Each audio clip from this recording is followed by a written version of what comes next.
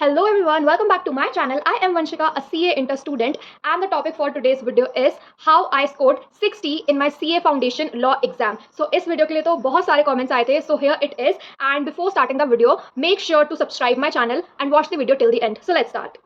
So step number 1 is to complete your syllabus, and for that you have to watch one short videos on YouTube. You can go with Gurpreet sir और चैतन्य Jain sir, दोनों ही बहुत अच्छे हैं. बस एक चीज ध्यान रखना कि कॉन्सेप्ट क्लैरिटी रखना, जो भी चीज आप पढ़ो उसे अच्छे से समझना, क्योंकि एग्जाम में केस बेस्ड क्वेश्चन आते हैं एंड वो आपको काफी कंफ्यूज कर देंगे. तो अगर कॉन्सेप्ट क्लैरिटी होगी तभी आप उनको सॉल्व कर पाओगे, अदरवाइज डायरेक्ट क्वेश्चन तो आप कर ही लोगे.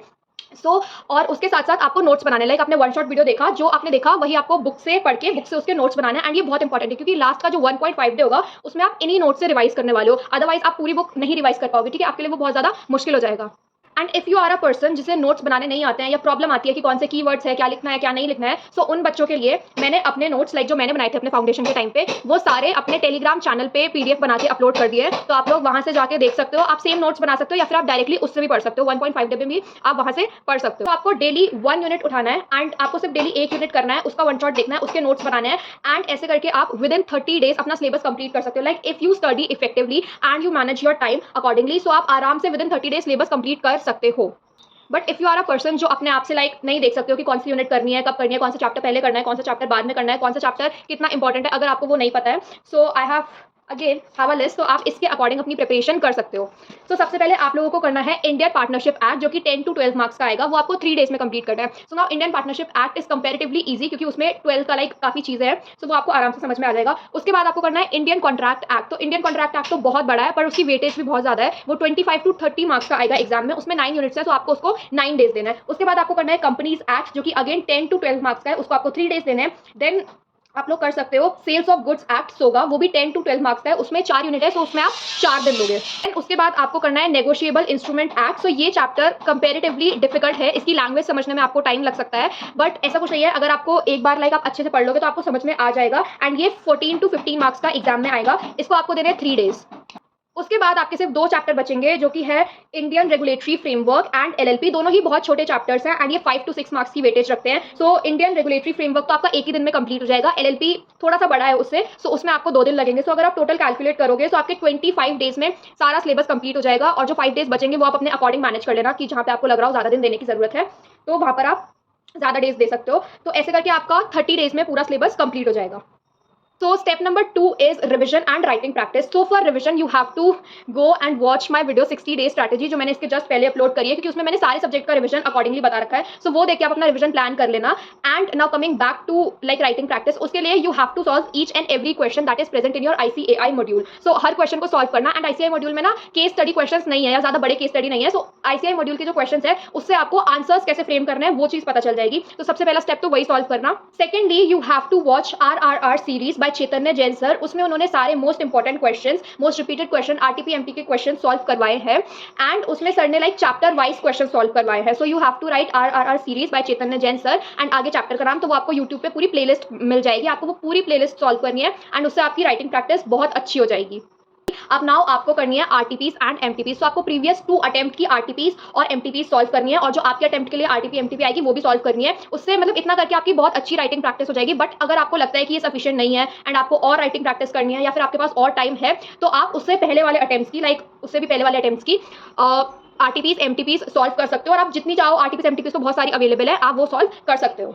सो now moving on to the most asked question, how to solve questions, how to solve case studies, how to frame answers, how to write provision, facts, conclusion. So वो सब चीज़ों का answer मैं बताने वाली हूँ. So ताकि आपकी अंडरस्टैंडिंग ज़्यादा अच्छी हो, मैं एक पूरा क्वेश्चन आपको यहाँ पे सॉल्व करवाने वाली हूँ ताकि आप समझ सको.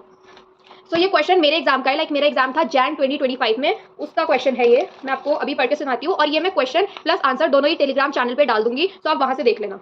तो स्टार्ट करते हैं. Harmony Foundation is a newly incorporated company focused on promoting education and healthcare service in rural areas. The company is registered as a Section 8 company with a clear plan to reinvest all profits into its activities, and a license has and a license has been accorded by the central government. For the financial year ending on 31st March 2024, the company earned a profit and transferred some amount to Messrs. LMP Associate, a partnership firm and one of the members of Harmony Foundation. Subsequently, on the complaint of one member, the central government, after giving an opportunity of being heard, directed the company to be wound up on the ground that a partnership firm cannot be a member of Section 8 company and it cannot transfer any part of profit to the firm. Explain in the light of provisions of the Companies Act 2013 whether the ground taken for winding up is sufficient. तो ये पूरा question था.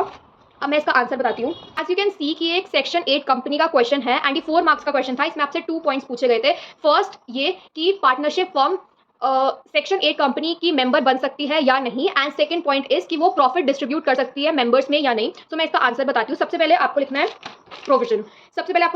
Provision में आपको पहले definition लिखनी है section 8 company की एंड उसके बाद जो पूछा है वो.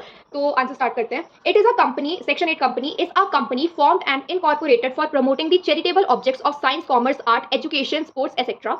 It prohibits to share its profit as a form of dividend to its members. ये सेक्शन 8 कंपनी की डेफिनेशन हो गई. उसके बाद the Companies Act 2013 allows the partnership firm to be the partner of a Section 8 company. This Section 8 company is prohibited from distributing profits to their members. So ये पूरा आपका provision हो गया. उसके बाद आपको लिखना है fact. Harmony Foundation transferred its profit to its members, Messrs. LMP Associate, which is a partnership firm, while being a Section 8 company. So ये पूरा फैक्ट हो गया. उसके बाद आपको लिखना है कंक्लूजन. कंक्लूजन में आपको लिखना है the ground for winding up harmony foundation is sufficient because the transfer of profit is prohibited. The company must apply its profit in री इन्वेस्टमेंट और promotion of its object. Although a firm can become a partner in Section 8 company, so this ground was not valid. So this was the answer. So इसमें आपको सबसे पहले provision लिखना है. उसमें आपको सेक्शन 8 कंपनी की डेफिनेशन लिखनी है. 2 पॉइंट्स जो पूछे थे वो लिखना है. उसके बाद आपको छोटा सा फैक्ट लिखना है एंड इन कंक्लूजन आपको 2 पॉइंट्स पूछे गए थे. फर्स्ट प्रॉफिट डिस्ट्रीब्यूशन का, तो उसमें आपको लिखना है कि yes this ground was valid क्योंकि प्रॉफिट डिस्ट्रीब्यूट नहीं कर सकती है. एंड सेकंड पूछा था कि पार्टनरशिप फर्म मेंबर बन सकती है सेक्शन 8 कंपनी में या नहीं. तो उसमें आपको लिखना है कि हाँ बन सकती है. ठीक है. I just want to ask one thing. मुझे बहुत सारे बच्चों के लाइक कमेंट्स आ रहे थे कि अकाउंट्स की स्ट्रैटेजी वीडियो बनाओ. सो मेरे अकाउंट्स में सिर्फ 50 मार्क्स आए थे फाउंडेशन में एंड अकाउंट्स काफी ईजी है. ठीक है. सो उसमें आपके 60-70 प्लस आराम से आ सकते हैं. मैंने बहुत सारी मिस्टेक्स करी थी जिसकी वजह से मेरे 50 आए थे एंड जिसकी वजह से मेरा इतना कम स्कोर आया था. सो मैं बस ये बोलना चाहती हूँ कि I think I am not the right person to guide you for accounts. So आप अकाउंट्स की वीडियो या तो किसी और चैनल से देख लो, या तो अगर आपको चाहिए कि मैं अपनी सारी मिस्टेक्स वगैरह बताऊँ या मैं जो मैंने चीज़ करी थी लाइक जो स्टेप्स मैंने लिए थे जिसकी वजह से मेरे 50 मार्क्स आए हैं वो बताऊँ तो आप मुझे बता देना. मैं अकाउंट्स की वीडियो बना दूंगी but I don't think so again कि मैं राइट पर्सन हूँ. बट इफ यू वांट तो मैं बना दूंगी. सो आप मुझे बता देना. That's it for this video. Make sure to like, share, comment and subscribe तो कर ही देना. आप लोग सब्सक्राइब करके नहीं जाते हो तो सब्सक्राइब कर देना. And I see you in my next video. Bye bye.